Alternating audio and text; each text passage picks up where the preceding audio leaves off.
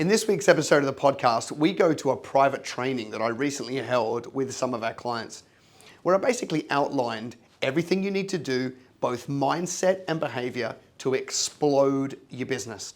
And it challenges an awful lot of thinking for the small to medium enterprise world. And so that's why I wanted to get it to you as my faithful podcast listeners. It's long, so buckle in, take loads of notes, execute on what you learn, and you too will explode your business. All right, let's cut to the training. What I want to spend some time on this morning is really what's the mechanism to go from where you are today to where you want to be in the future, right? We're going to keep it super high level and we're not going to get caught in any weeds whatsoever. We're not going to drag this down into the minutia of business. And there's, that's very easy to do because there's 4 billion demands on you at any given time and most of them don't scale a business. They just work, right? So I want to keep this really, really high level and go, okay, what's the mechanism for you to go from where you are now to fulfilling the vision that you see? This is how I kind of see a little timeline of events happening in my mind. And this is just based on the people I've studied and my own journey and things like that. And it's almost like this, right? If this is just a timeline and this is today and that's your vision. So whatever, you make it up, right? So, that's your big vision, right? I know very few of you are thinking less than 100 million in revenue. I know that. Most of you are in the billions, right? So whatever it is for you up here, right? And by the way, I know, I'm not talking about your vision being like 24 months. Unless you're 120 years old, in that case, maybe you've only got a couple of months, right? But for most of you, you've got time on your hands. And so when I pick a vision, I'm talking about the big vision that you've got, right?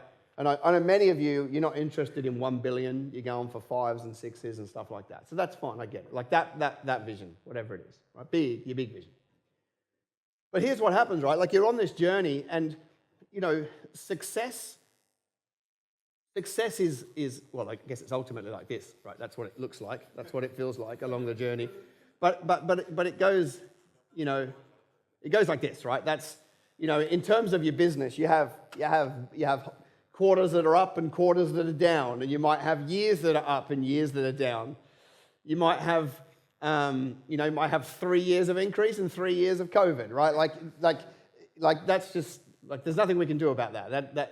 That's life. If you look at the stock market's never been linear, right? It's up and down and up and down and up and down, but the general trajectory is up over time, right? So business is a little bit the same.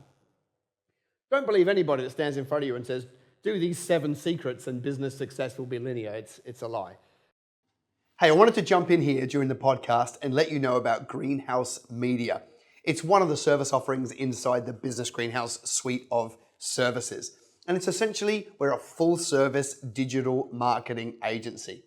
And there's a lot of agencies out there, but there's a couple of things that make us unique. The first thing is that I'm only interested in business results. I'm not out there trying to get people more comments, more likes, more shares. I just want to drive people results that matter. Good quality phone calls, good quality lead forms, ultimately the lead generator that helps you scale your business. The second thing that makes us unique is we're a collaborative team under one roof. So whereas in years gone by, you might have one provider for your website, one provider for SEO, one provider for Google, and then if things don't work, they all point the finger. We are all accountable and collaborative to make sure that we together work on achieving the outcomes you want. So we've got hundreds of clients and thousands of campaigns running across Australia and beyond. And Jamie heads up as head of strategy, that side of the business. Jamie, why don't you tell us some of the results that we've had with our clients recently? Yeah, we've taken hundreds of businesses across different industries through our process. Some standouts for me over the last 12 months, we took a plumbing company from 1 location to 4 locations across 3 states, all through website built by our team, Google Ads and Facebook Ads. We scaled an e-commerce business. We doubled their revenue in the last 12 months and they had their best year yet. We took a mechanic in Sydney from very few leads to over 350 phone calls per month over 6 months. We also work with smaller budgets, so we took a small carpenter in Sydney with only $500 a month and got them a $20,000 job in their first month of ads. So a lot of good results, but they're the standouts for me in the last 12 months. Some great stories. Ultimately, we're marketers. We're not people that just put ads together. There's plenty of those, but we think like marketers to drive actual results. If I've piqued your interest, then click on the link below, head over to our page, and there you'll find a diary. You can book a time that suits you, and Jamie and I will jump on a call with you and ascertain what are the business results you need and can we get them for you. All right, let's get back to the podcast. This is how I view the journey. It's like, yeah, but there are some people who are able to make smart decisions and calculated decisions that really change the path that they're on, right? And I think one of the hallmarks of business owners that build great businesses are they're able to make really smart decisions that are thought through and calculated and execute on them and not overthink them, and they become defining moments in the business. And we're all making decisions all day, right? I don't know, we would all be making hundreds of decisions in a day. Some of them are wildly insignificant, but I guess essential to keep the thing running. But then some of them are like key strategic decisions that can literally shape the journey. And so, I look at it like this. It's like, this person, they made a big decision here and a big decision here and a big decision here and a big decision here, right? And off they went. And then if they had, having an idea is worth very little. I don't know about you, but I have lots and lots and lots and lots and lots and lots of ideas. Executing on them is 99% of the problem, right? The idea is no issue whatsoever. But some people are able to execute well on their ideas and others are maybe not. So let's just take, somebody else's journey, right? They start out, they get to here, and they execute incredibly well on that decision, better than this blue line. And so it kicks them up a little bit in terms of their revenue. And then they get here a little bit more and they make this decision, but they do it really, really well. You know what I mean? And then they get to this decision and it really kicks them up and they get to this decision and off they go, right? The difference at the end of the journey between there and there is absolutely massive. Massive. So you've got to kind of put your numbers in there. But the difference could be, if you were on the blue line, that you got to $1 million in revenue. But if you were on the green line, it might be 12 million. It's a significant difference if you take small decisions over a long period of time, over a 30, 40, 50 more years in business, depending on how old you are, right? We know that we completely overestimate what we can do in 1 year and completely underestimate what we can do in 10 because we never allow for the compound effect of our decision making. And again, you just got to put in your own numbers. If you can see 30 million in revenue, the difference between the two lines could be gone from 30 million to 130 million if you make smart decisions and just keep stacking on top of them. Okay?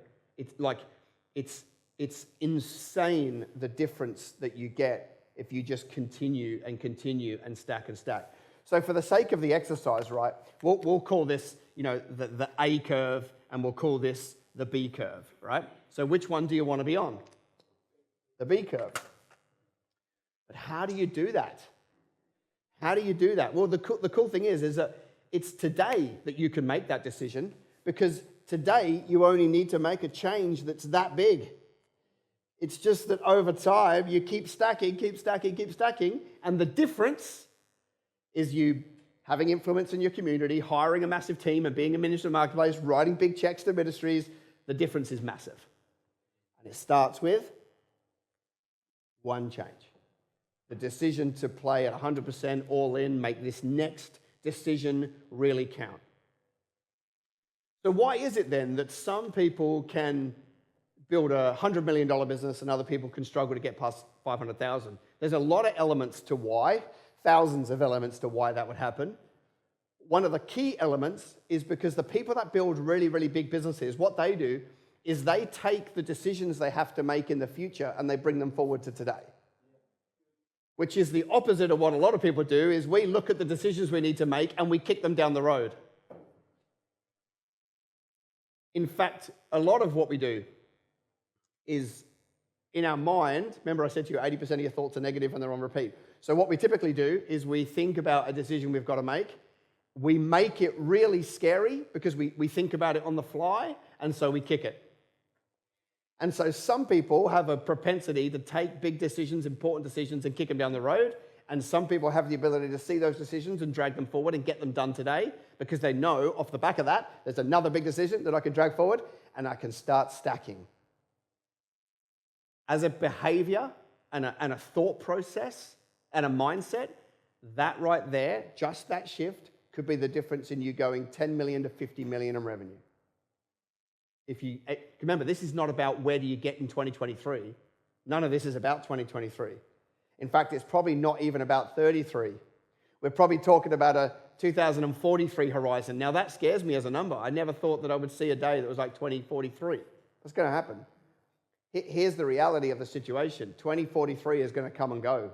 You've either built a great business or you kicked all your decisions down the road and built an okay one. That's up to you, right? That bit's up to you. Now, I know many of you are sitting there going, there is no way that the Lord's not coming back before 2043. I know. And many of you have built that philosophy because you've seen what's happening in the newspaper and the media and stuff like that. Well, you're entitled to your own opinion. But don't think for a minute you know what you're talking about. They have been saying the same thing since Jesus was like 40 and dead. Like, this is not our first run at trying to pick the second coming of Jesus, right? So, I still remember in 2010 where there was those blood moons, and that was it. Like, it was like lights out, right? Like, it's finishing on the 23rd of September. That's it. It's like, last one, turn the lights out, please, was it. Like, I've only been a believer since 2004, but I've been through a lot of those. This is it. This is it. It's like after a while you realize, that ain't it. Oh, and by the way, if you do think this is the last generation that's ever going to live, then wouldn't you want to do what I'm saying with even more vigor? Yes or yes? Because the alternative is play small. That's the alternative, right? So for me, that's really what I want to get to. And so what's the mechanism? What's the mechanism for you to get on the B curve and start to bring those decisions forward and not put them off? What I want to spend a fair bit of time on this morning is the concept of risk. Risk. See, I even say that and some of you get a mild shudder. Ooh. Ugh. You know why you get that shudder? Because that's what you were told to think about risk. Like, I was given a data set as a kid, right? I call it a data set. It's like your parents basically just download, right, into you all the good and the bad that they have, right? And if it's not your parents, then it might be your grandparents, which is probably even so far removed that it's really bad data. And maybe it's other caregivers, right? Whatever. So whoever you spent your time with and those early school teachers, they put a data set into you, right? And for some of you, that came via, a Dropbox file because you're young. And for some of you, it was a floppy disk. You're that old, right? Like in terms of where you got your data from. But it's like this data, and then of course, now you're programmed to operate in a certain way. Well, what if the way that you were programmed doesn't map to building business in 2023? What if? Like some of you have got, iOS and some of you are still running on Vista. Remember Vista? That thing that they quickly swept under the carpet because it was so bad? So, I'll give you an example of what I mean by the wrong data set. My parents and my early caregivers tried to convince me, or did convince me for a while, that the best thing I can do with my life is go to school, get good grades, go get a job, because that is less risky. That is secure. Right? Anybody else get the same data set? Yeah. And so it's like, cool. As a kid, when you're young, you're like, righto, thanks for giving me boundaries. I know they were trying to protect me and keep me safe. But then I grew up a little bit, like I got past 6 and went, I don't know that I can see what you're saying mapping to what I want and what I like. You know what I mean? And I was fortunate. I got 2 dads. One's biological, obviously. and he played competitive cricket. And for his whole life. In fact, he grew up at Lord's playing for Lord's, finishing his school. He was one of the best in the country, right? And ended up getting kicked out for cheating, so that's clearly genetic. Or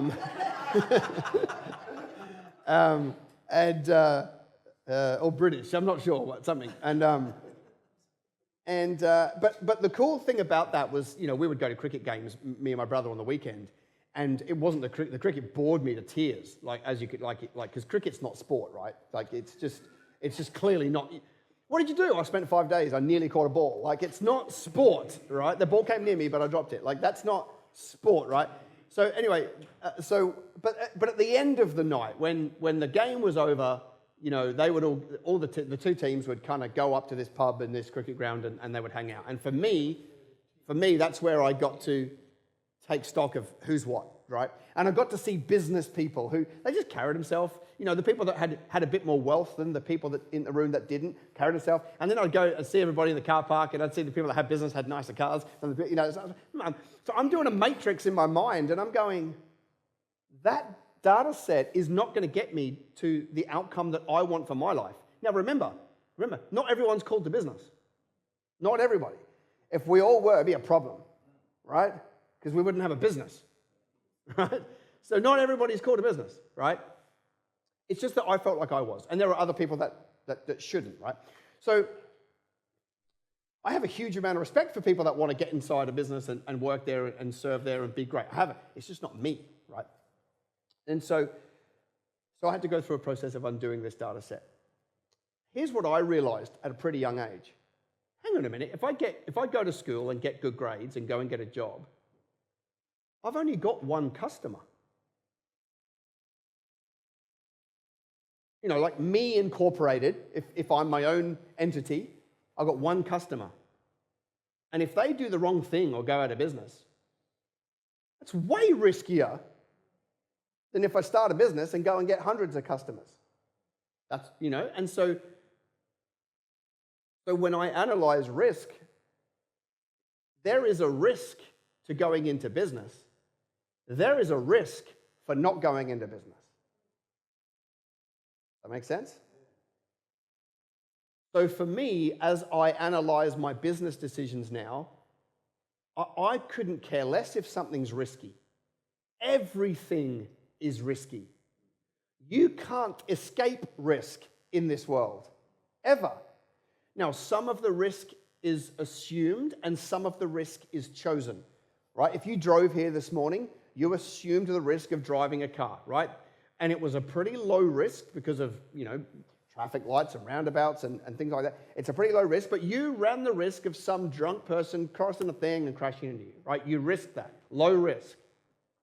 You didn't get up this morning and go, all right, I've got to drive to Wes's training. Right, what's the chances of dying on the road between here and there? Let me look at the amount of traffic accidents, what percentage, you didn't do that. You just went, that's fine. Now, but there are other risks that you choose. You choose by default.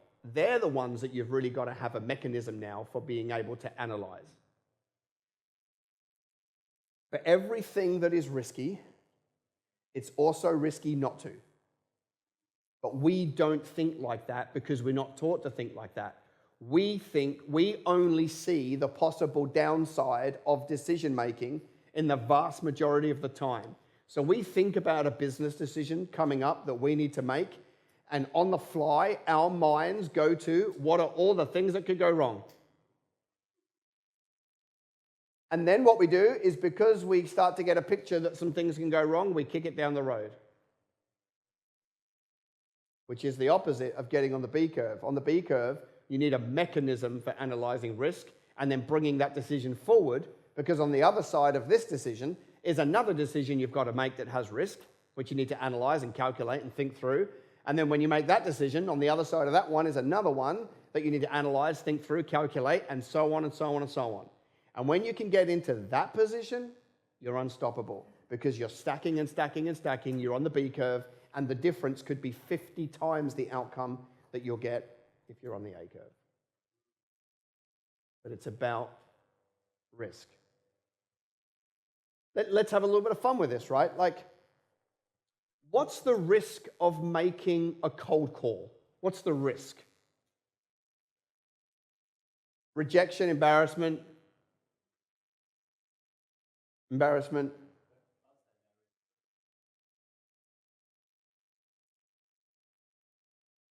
There is risk, but for you it's not high. But there is risk. What else? What's the other risk? Like, what's the risk of making the call?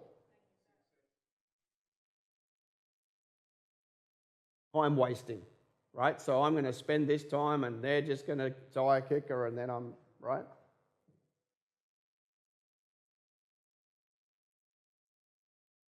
So there's a risk to make a cold call. Someone's going to, they're going to swear at me. Oh, Lord. You know, if that's it, then you should deregister your ABN if that's going to put you off. Okay? It's a quick thing on ASIC. You can, you know, it's, oh my gosh, they swore at me. It's like, people that Jesus hung out with. So I'm going to waste some time. They could swear at me. It's going to, you know, like for a lot of people, it's like they would never say this and you guys didn't because you wouldn't in a public space. But it's like, I carry shame, and if they reject me, it will trigger me too much and affirm my shame. Like that's the number one reason why people don't want to make a cold call, by the way. Just no one wants to say it. Okay, so it's like when somebody thinks about making a cold call and they analyze those things, they're like, yeah, tomorrow.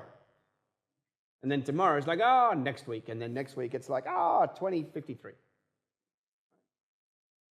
So there's a risk to making a cold call. Is there a risk to not making a cold call? Yeah, what are they? You also get shame. You just might get shame with an extra $50 in your pocket.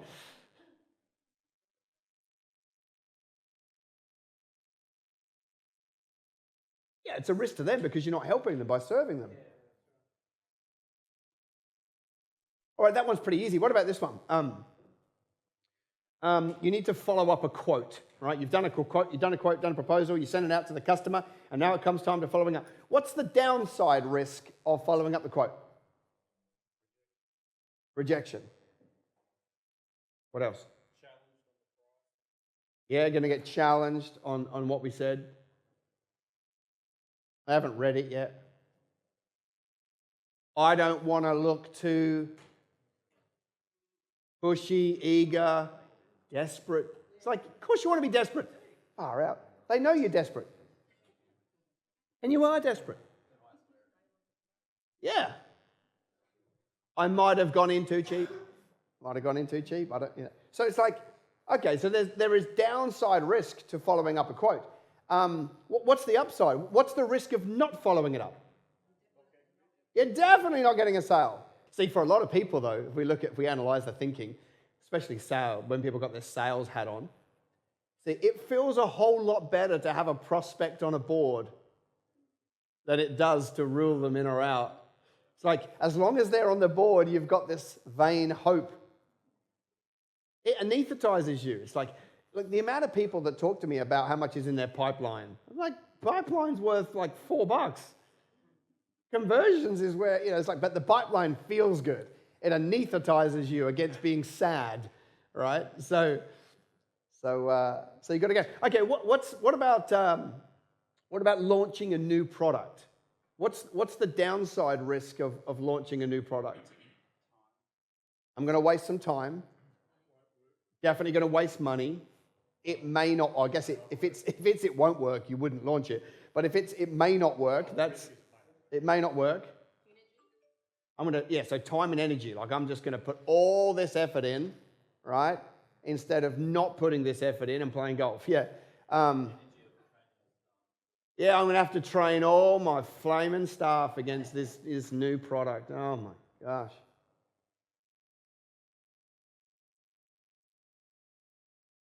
Any more? All right, what's the risk of not launching the product? No growth. Loss of revenue. Stuck on the A curve for sure. What else? left behind in the industry. So no innovation, we're just going to play small. What about hiring someone? What's the risk of hiring someone?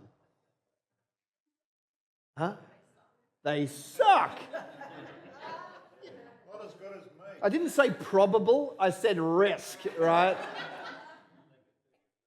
They could leave, right? So I'm going to put them on, and then they're going to get trained up, and then they're going to leave. That's a risk, right? Or they will have lied to me, and then 2 months into the job, I'll realize that they can't do it. Like the flaming three before them, right? I've spoken to many of you before. What are the other risks of hiring? They're going to steal from me, right? Yeah. I'll offer them a job, and then they won't even take it. Culture. So they could drag our culture's so good at the minute with the three of us. Like, there's no point in having a great culture with 3 people, right? You're better off to have 100 people in a bad culture, right, than 3 people in a good culture, because you just can't do enough with 3 people, right? So, what else? Yeah, this one's going to go to Fair Work, and then I'm going to have to pay $5,000, and they're going to go on Compo because they're going to pick something that can't be. Yeah, they're going to steal my effort and energy, and I'm going to have to babysit them because it's just childcare standard when you employ people. I've heard it all, right? By the way, what's the risk of not employing them? You definitely don't grow. You can't go anywhere. Wife leaving you because you're working 95 hours a week. Indy. Come on. Yeah, part-time. Miss out on revenue. Yeah. What about firing someone? What's the risk of firing someone? Fair Work.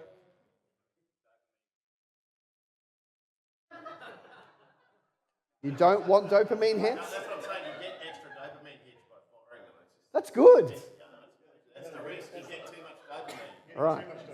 So your adrenal just burns out. They can't get we can't. Oh yeah. So I'll have to do a heap, or we can't get through the work. Yeah.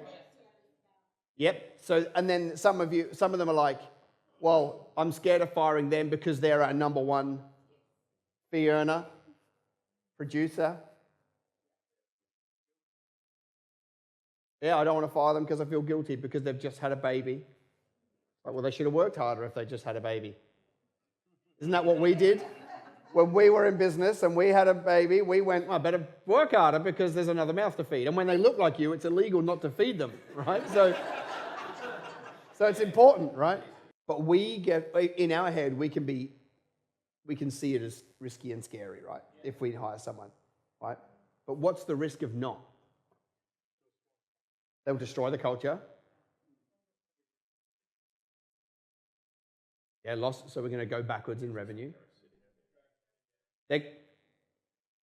If we don't fire them and they stay, they drag the team down, which is hilarious because some people are also thinking, but they're my number one fee earner. It's like, yeah, but if they get fired, then the other team lift their game because they're not under this toxic leadership or whatever. So you might lose one person, but 3 people lift their game. Like, this is why we have to be able to analyze the risk of yes and the risk of no, or the risk of hiring or the risk of firing, right? The risk of taking it and the risk of not, because I guess the point I'm trying to make is there's risk on both sides of the equation, but we don't think like that. We just see possible downside risk and then kick the decision down the road because it doesn't make sense.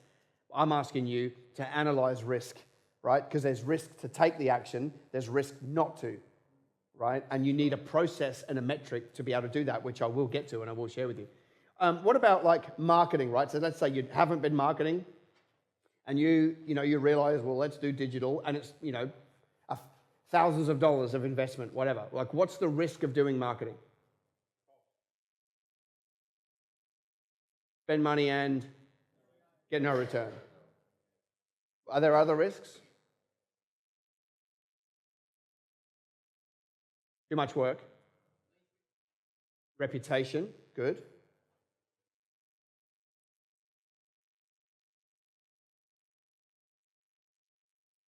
Yep, I think that's legit. Well, I do think it's a risk. I don't know that it's a great one, but it's a perceived risk for sure. People go, oh, at the moment I'm under the radar. It's like, and as soon as I market, everyone's going to copy me and cheat and steal. It's like, That's a pretty small risk, but it's a risk. So the purpose of this is to make you go, hang on a minute, there's risk to make these decisions, but there's actually risk not to make these decisions. And what doesn't work based on that is not making a decision. Because by not making a decision, you're actually assuming the downside risk of not making the decision. So here's the thing about risk is kicking the decision down the road is also assuming a heap of risks. So, because risk is both sides of the ledger. Risks of making the decision to say yes, there's risks of not making that decision to say yes on something. And so we tend to have this default mindset of like, steer clear of risk, but you're actually assuming risk anyway by not making a decision on something. So it's not like one's risky and one isn't. They're both risky. And in the absence of having a process to be able to analyze, calculate, and think through risk, you will just delay decision making because it's too much.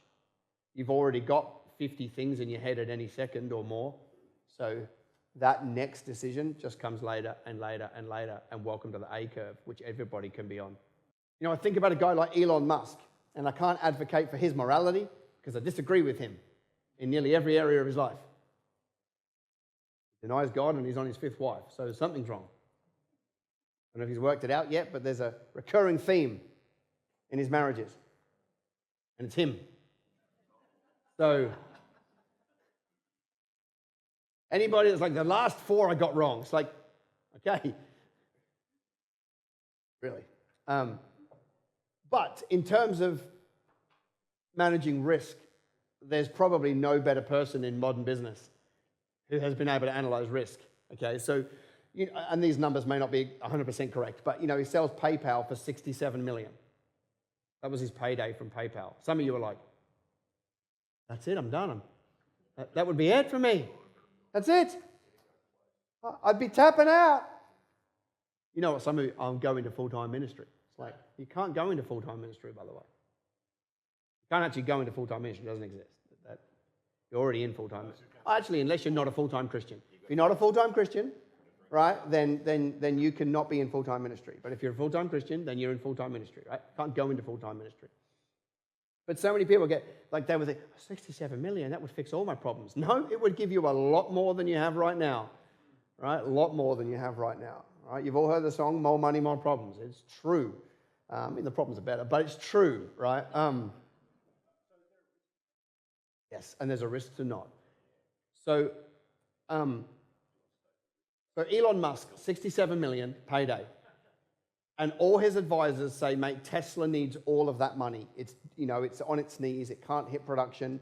It needs a massive capital, injection. And he's like, I can't do that because I've got SpaceX, and I've got the Boring Company. And he's like, she says, like they were trying to get me to pick between my children. That's what it felt like, right? So what he does is he goes, 30 million into Tesla, 30 million into SpaceX, 7 million into the Boring Company, and then rings his mate and says, can I sleep on your couch for the next few months?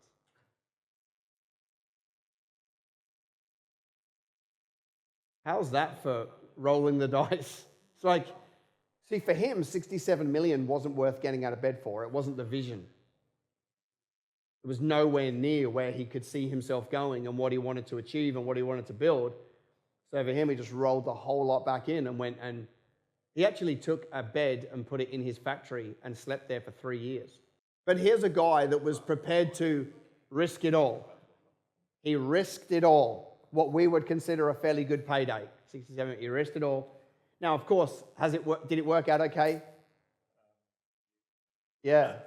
I mean, Tesla obviously had its peak. He was able to rip out. See, most people when they get to, what did he get to? 128 billion or something? I don't know the exact number, right? Most people, when they get to 128 billion, would want to pull money out, and they would want to pull money out, and they would go and buy the best real estate in the best places in the world. He pulled money out and went and bought another company when he bought Twitter. Like, like talk about just rolling the dice and risking. It's an amazing story in that regard. Okay? But I guess the reason why I tell that story is literally just when you've got a big vision, you know, you just keep rolling and you keep stacking, right? And he's great for going, you know what? I'm not going to settle for the short-term hit. I'm going to roll it in. And his ability to make decisions and just go with them are second to none, because he doesn't know what he's getting into when he starts. You know, no one said to him, hey, Elon, here's the 7 secrets to launching a space company. Just copy that. There was none. It was like, I'll just keep going until we figure it out. You know, and I think for me, that's the key here. In terms of mindset, it's like we feel the reason why we kick a lot of our decisions down the road and don't take the risk is because we think we have to know a lot of the answers before we start. And it's like, sure, you need to be calculated and thought through with your risk analysis. That's smart. But you can't know what you don't know yet. And actually, the greatest way to know what you don't know yet is to get started, because then you start to realize what you don't know yet. But we can be scared of the unknown and we want ducks in a row. I'm sorry, but ducks don't walk straight, right? So trying to get ducks in a row is a bad idea, right? But here's the model. See, you guys are in the room today because you've been doing this your whole life. You figured it out as you went along. You couldn't walk and you figured it out. You couldn't ride a push bike and you figured it out. You didn't need to know how to ride a push bike before you rode a push bike. You just went and calculated, well, I'll learn on the grass because if I skin my knees, it won't hurt. I'll wear long pants. Like you just created some calculations and then went and tried it. And I guarantee none of you got on a push bike for the first time and just rode off into the distance, right? You all had a moment where you crashed it or whatever, okay? But you figured it out. It's the same thing when you started your business, you figured it out. When you learnt your product, you figured it out. When you went to uni, you figured it out. It's the same concept. But when it comes to business and making decisions, I can't do that anymore. The same thing that has got you to this point normally paralyzes us and we never do it. But actually, and we completely discount the journey, which is the best part, right? I started this by saying the journey is meant to be a wild adventure, and then you have to lean on the Lord, and in that journey, you become more like Him, number one outcome. But actually, there's a whole bunch of unforeseens on the journey. So you analyze risk on a big decision, and I'll take you through how to do that. And then you make the decision, yes, I'm doing it. And then you step out. Well, here's the reality. There's going to be some information at that point that you didn't know at that point when you first analyzed the risk. And that's what paralyzes us, because we're like, but what about the things that come that I don't know? What about the recession? What about the so that paralyzes us. But the reality is, for every new piece of information that comes on the journey, only half are negative. There's a heap of new information that comes on the journey that's actually positive and makes the journey easier. But we never think of those things. We only think of the things that could possibly go wrong. I'll give an example of what I mean. I started running the Kingdom Business Summit in 2012. 98 people in a room. Next year, there was 196, 2013. 2014, we had 28, 96, 198. Well, what came the next year? What changed in the media landscape? Facebook ads. I never saw that coming. Facebook created an ad platform where you could target any interest group for $3.50 per 1,000 impressions. I didn't see that one coming.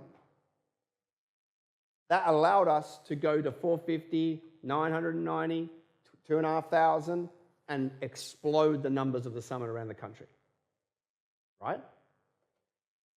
Well, I didn't know that was coming when I first decided to start filling seminars. So not every piece of information that comes at you is a negative. I wouldn't have known. So if I needed to know it all before I started, I wouldn't have started. So some things came at me and they were negative, right? Church hates him already. All the churches hate Wes because he's talking about business and he wants to steal our business people for his own church. I don't know, something.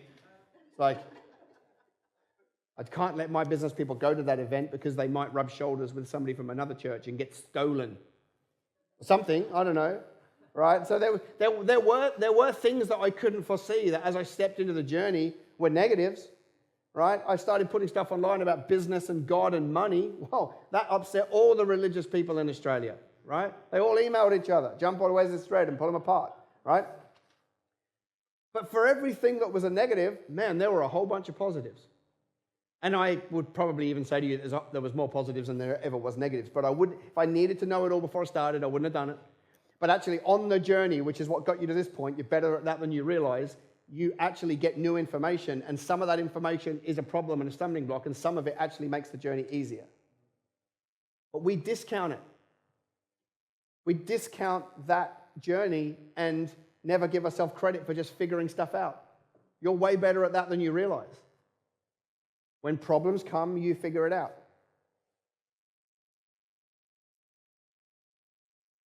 So what I'm trying to do here is I'm trying to free you up to be able to start making those decisions and bring them forward.